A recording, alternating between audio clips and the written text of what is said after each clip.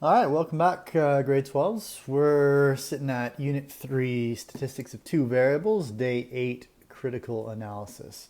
Um, Pretty relevant topic at the moment with all the information about COVID and what's going on in the news. So I'll try to incorporate some of that into the lessons for today. At this point, if you have any questions or you're looking to communicate, the best way to go about it is D2L under discussion and then post your questions there. If there's a homework question that you have, post it there. I'll try to answer it on the discussion board, and if that's not sufficient, then I will create a video and then just post it onto YouTube. So that's how we'll go about the questions. I'm starting to get a few in my email. I would appreciate, unless it's a very personal, specific situation, post it onto D2L under discussion, and then everybody will get that answer instead of having 30 people email me at the same question. Some people are asking about marks.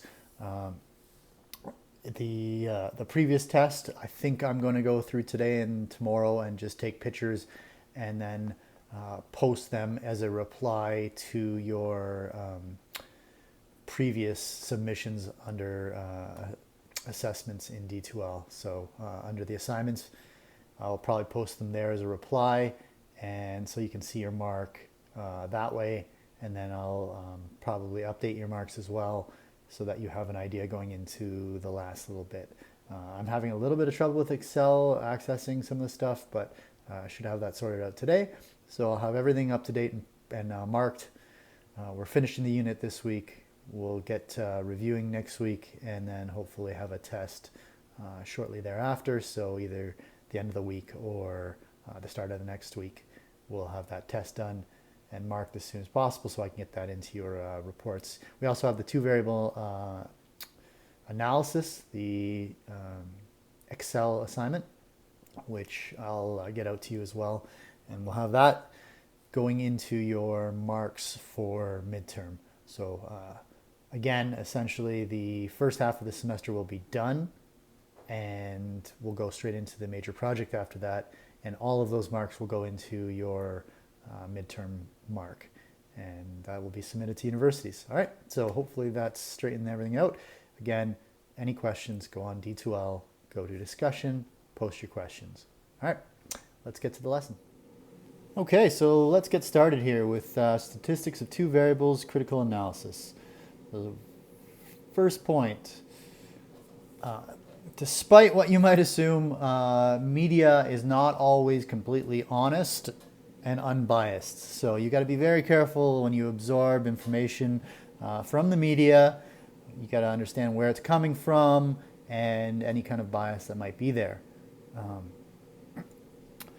So if it is a political piece, they could be skewing it based on whether they're a media group that is considered conservative on the right-hand side or liberal on the left. And oftentimes they'll try to play it off like they're completely unbiased, but typically it isn't very difficult to determine which outlets are left and which ones are right, so you get that idea.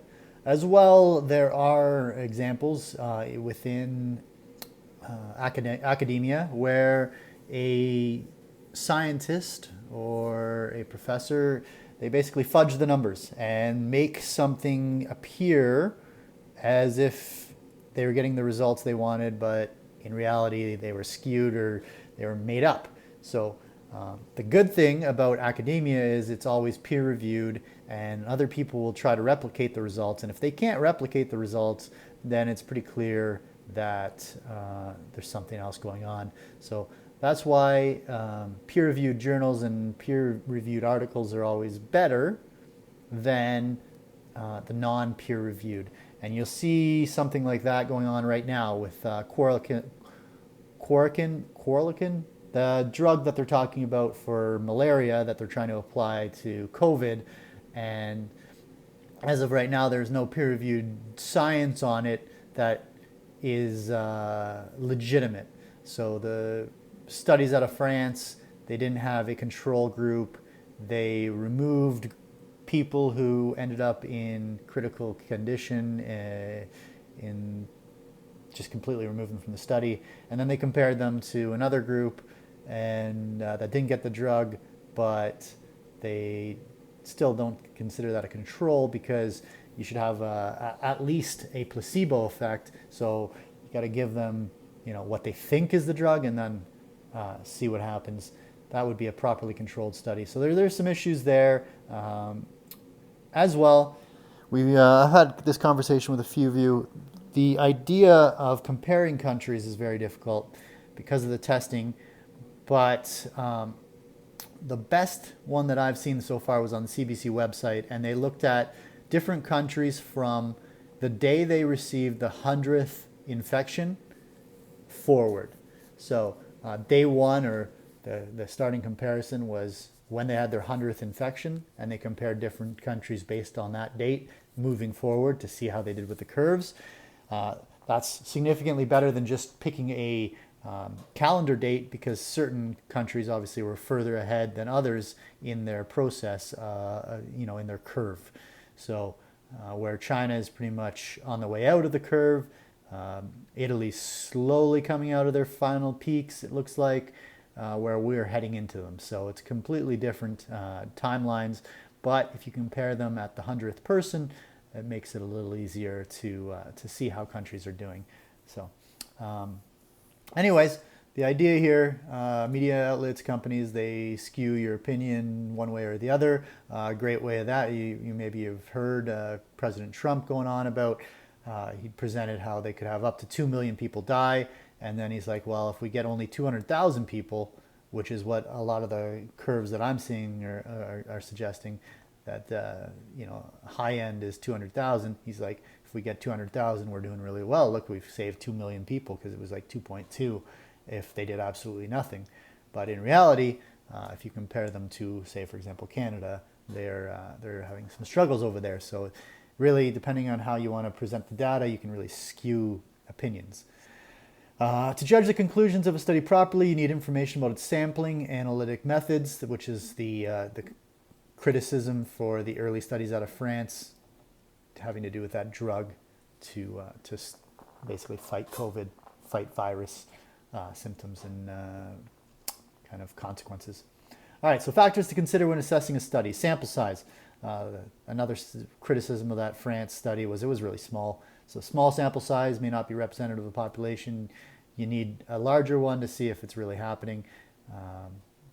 Technique. Sample type or analysis method may be inappropriate for the study. If you don't have a control group, if they're not receiving a placebo, then you've got some technique problems. Extraneous or hidden variables. State any extraneous variables, how they controlled their effect. So what if the people that recovered were young and the people that didn't receive the drug were old, and you compare the two, and all of a sudden you've got a lot of mortality for one group and not for the other.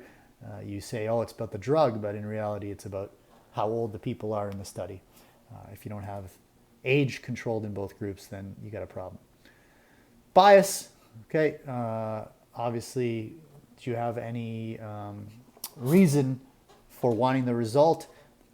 We talked about this early in the year. Some universities are funded by private companies, and so they'll do studies related to the company's products, and sometimes there's a gag order where if your study doesn't show something positive, they can actually bury your study and not have it released to the public. So that's something to look out for. Obviously, it's important to keep academia separate from private companies as much as possible, but if you need funding, you need money to run your lab, and some private company is going to give you that money, but you have to do a couple studies on their stuff. Well, is that worth the risk?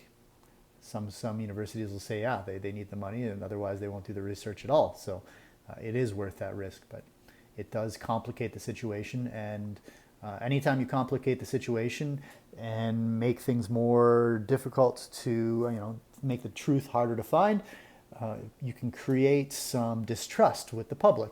And it's not such an issue here in Canada, where our respect for authority and experts on subjects is still pretty high, but there are areas in the United States, for example, that they really dislike and distrust experts. So you got to watch that, and as a society, you got to protect the sanctity of truth, essentially.